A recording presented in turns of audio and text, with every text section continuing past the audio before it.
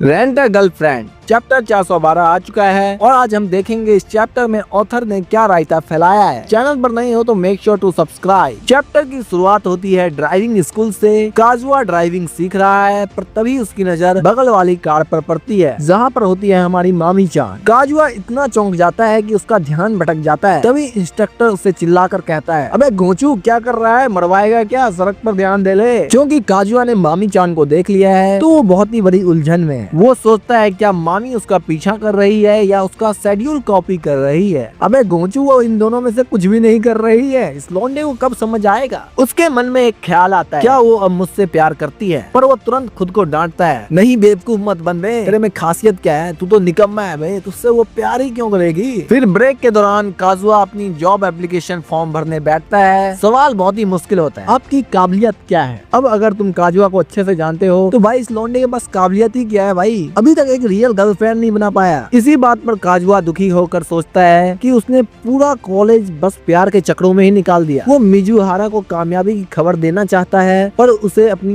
कोई स्ट्रेंथ नजर नहीं आती है। आएगी भी कैसे, क्योंकि इसके अंदर तो कूट कूट के बस हवस भरा पड़ा है और वो भी वो सही तरीके से पूरा नहीं कर पा रहा है। वीडियो को लाइक कर देना और शेयर करना सभी रेंट अ गर्लफ्रेंड मांगा फैंस के साथ। तभी मामी चान की एंट्री होती है। अचानक से मामी चान उसके पास आ जाती है। वहाँ पर दोनों काजुआ और मामी चान जॉब हंटिंग के बारे में बात करते हैं। काजुआ नोटिस करता है कि इन 2 सालों में मामी कितनी बदल गई है और कितनी ज्यादा मैच्योर हो गई है। अबे भाई मैच्योर तो होगी, सब तेरे जैसे गंडमड़े नहीं होते। काजुआ उसे दिल से प्रोत्साहित करता है और कहता है, तुम बहुत काबिल इंसान हो मामी चान। काजुआ की यह बात सुनकर मामी चान जोर से हंस पड़ती है। ये एक सच्ची और मासूम मुस्कान थी जिसे काजुआ ने सालों से नहीं देखा था। उसे सुकून मिलता है कि कम से कम अब मामी के दिल में उसके लिए कोई नफरत नहीं है। मामी चान के जाने के बाद हम देखते हैं काजुआ लैपटॉप स्क्रीन के सामने बैठकर यह सोच रहा होता है, मुझे 11 जुलाई की तैयारी पर फोकस करना है। लेकिन मिजुहारा की वो बात, तुम मुझसे प्यार करते हो, ये इतनी आसानी से कैसे कह लेते हो। काजुआ को समझ नहीं आ रहा है कि वो अपनी सच्चाई कैसे साबित करे। वो कैसे बताए कि उसकी जो फीलिंग है मिजुहारा के लिए वो बिल्कुल रियल है। काफी ज्यादा परेशान है काजुआ।